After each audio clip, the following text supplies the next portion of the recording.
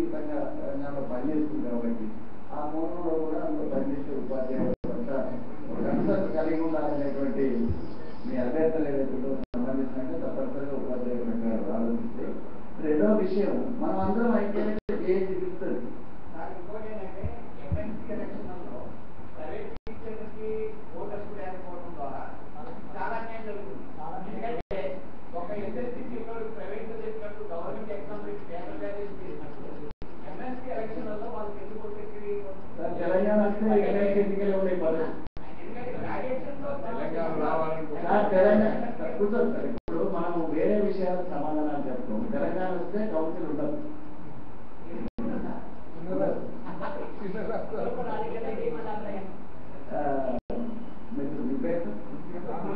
ఒక్క నిమిషం మీరు మాట్లాడండి. అయితే అందరూ ఏమంటున్నారంటే దేవకుమార్ గారు ఒక మంచి కార్యక్రమాన్ని పెట్టారు, దీని వల్ల అందరూ కలుసుకోవడం ఆలోచన చేయడం అనేటువంటి అభిప్రాయాలు వ్యక్తం చేస్తున్నారు.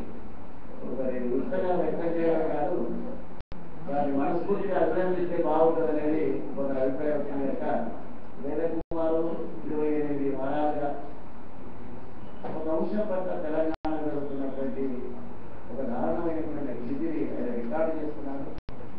దాని పత్రికా ముఖం కూడా ప్రజలకు అందజేసేటువంటి ఆలోచనలు ఉన్నారు.